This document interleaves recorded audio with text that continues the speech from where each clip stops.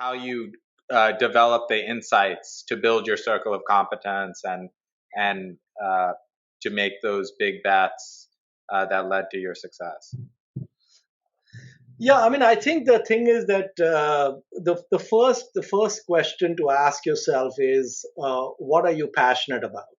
You know, and if you're willing to work at something where the amount you get paid is irrelevant, and you truly enjoy that work, then you're getting close to answering the question correctly.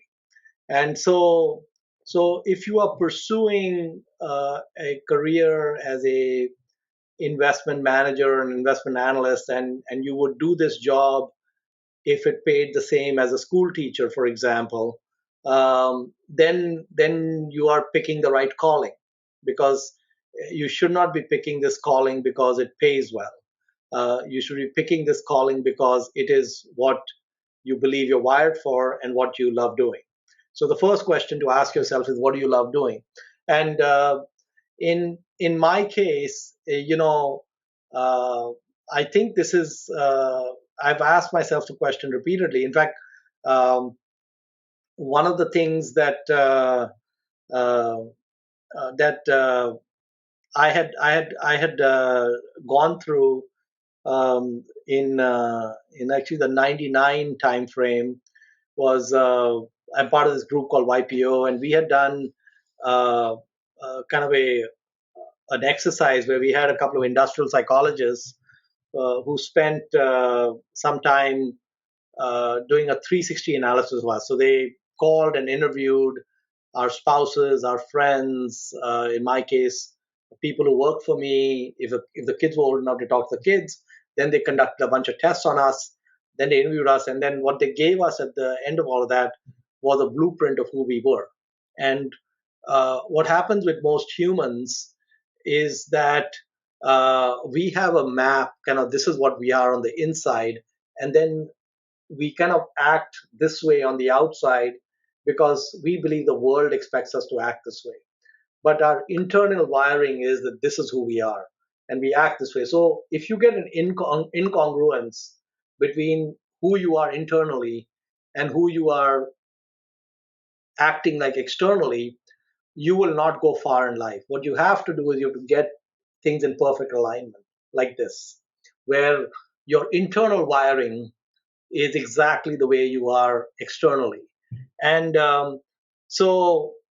at the time I had gone through this testing, I was just about to start Pabrai Funds, and I was running a company which had about 170 people, IT company that I had founded.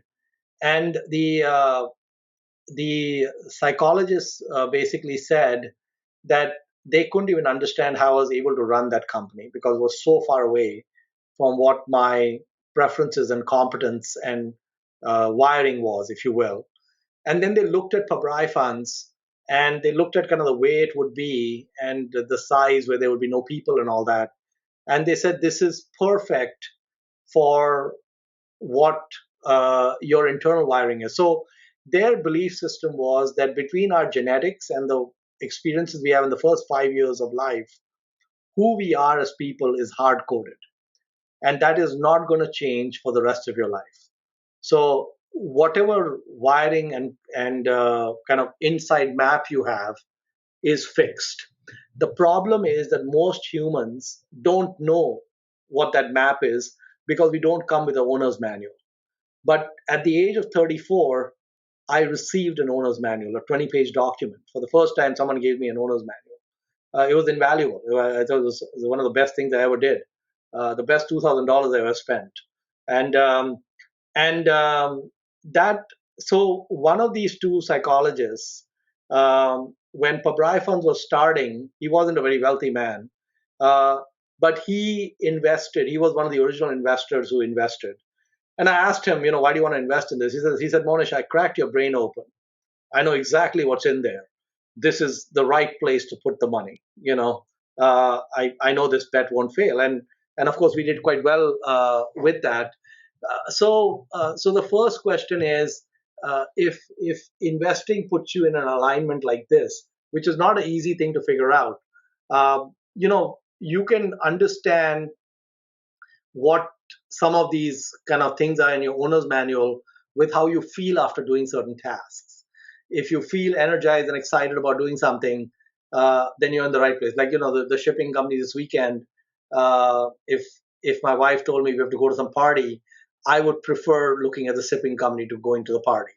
It would just be more fun. And so on. So you can answer that question with kind of your likes and dislikes.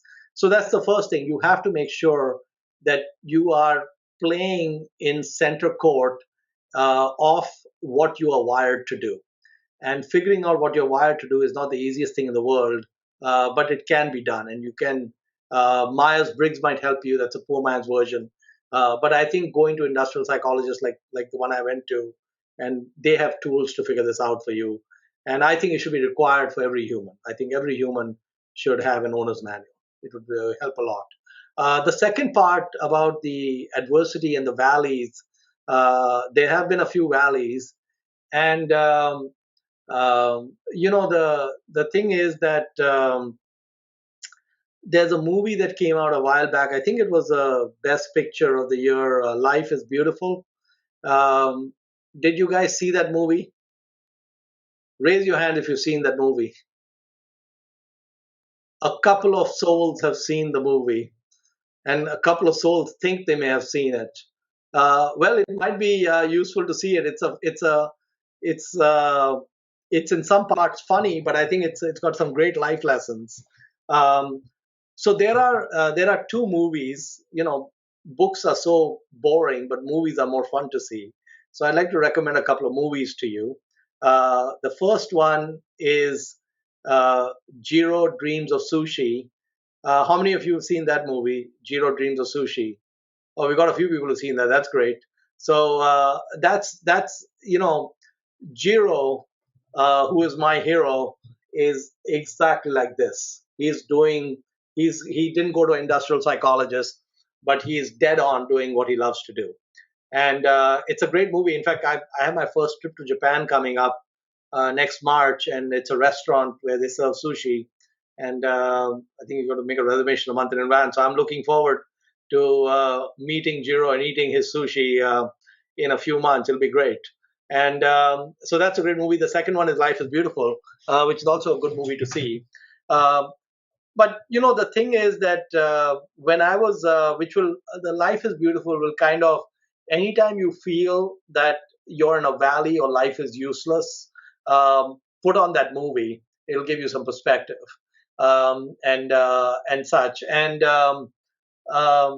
I saw my parents go through multiple bankruptcies in my childhood, and my parents were very poor financial planners. So when things, they were kind of like these Greek ship owners. When times were going well, we lived really well, and when times were rough, we didn't have money for groceries. We didn't have money for rent. It was absolute rock bottom. And so when the business, my dad was a kind of serial entrepreneur. So when the businesses went bankrupt, and every few years with some regularity they would go bankrupt, um, it would have a direct personal impact, because just the basics were gone. And but through each of those bankruptcies, I never saw my parents ever get depressed. In fact, with my mother, I never ever saw that. In fact, what I learned, one of the greatest things I learned from my mom was just the way she looked at life, just how resilient she was, and how resilient she still is, which is great. My dad would sometimes get down because there was just so much he was dealing with, and but one time, just to give you a quick story, I know Arvind thinks I'm taking up so much time with my stories, but just a quick story. One time my dad was bankrupt. There was nothing going on. He was almost there was hardly any money, and every Sunday he had this priest, this Hindu priest, show up at our house, and this Hindu priest claimed to be an astrologer who could predict the future.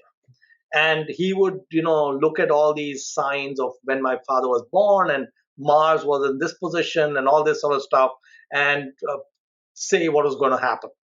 And then my dad would pay him, and then he'd come back the next week again, and he's got all these markings on his head. He's got the saffron robes, and my dad was an engineer, and he wasn't a religious guy. So after I was like about 11 years old and got some courage, I told him, you gotta know that this guy is full of shit. Not in quite these many words, but in more diplomatic language, so I wouldn't get slapped or something. And I said, why do you have this guy? And he's taking money when money is very scarce. We don't have any money. So my dad says to me, I know he's full of shit, but I try not to think about that. So he says that I'm at the bottom of a well, and I need a rope to climb out of the well. And he is my rope, because when I pay him and he gives me the future, he knows if he presents a bleak future, he won't be called back the next week. And so because he's going to give me a somewhat positive forecast about the future, I get some energy to kind of start climbing up that rope and try to get up and get out of the well. So my dad said, I'm paying him because he's my rope. So my dad figured out a way to find a rope, right? So one of the things, there are different. I would say there are different ways and different kinds of rope that you can use. So it is a given that part of the human condition is that we're going to have great times and we're going to have lousy times, and we're going to be down and out at times, and we'll be riding various waves at times, and that's just going to happen to all of us. And the key is to understand that when you're down and out, just like the shipping rates that have collapsed, that it's a temporary condition. And the second thing to realize is, and this is, I'm not religious, but there's a Hindu philosophy that there is no suffering in this world. It's a Buddhist philosophy, actually. There's no suffering in this world. There is a reaction to events that humans have, which causes suffering. So even if a person has cancer, and even if they are terminal, and let's say they're going to die in a month, at the particular moment that you ask them, so let's say they get a shot of morphine, they feel pretty good. So are they suffering at that moment? No, they're not suffering. 5 minutes later, are they suffering? No, they're not suffering. Now, if they think about the end terminal result, they will start suffering. So we have control over whether we suffer or not. The event does not cause the suffering. It is our reaction to the event that's going to lead to suffering. So if you can control the reaction, and that's why, like, if you see the movie like Life is Beautiful, he's controlling the reaction. So we have the power within us to control the reaction. And once you can understand how to control the reaction, then suffering becomes quite irrelevant. And so the highs and lows. Yes, we've had a few lows while I've been running Pabrai funds, but then there's another saying. If if wealth is lost, nothing is lost.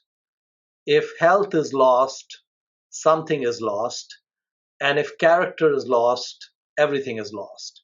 So the anything happening with Pabrai funds is only related to wealth. And so basically that is irrelevant. So it doesn't mean much. And so far in life, I thankfully have not had any health or character issues that are meaningful. So that's good, and I hope that continues. Sorry for the long discourse and getting away from value investing, Arvind, but you made me do it. Mohnish, that was no, that was great. Other questions?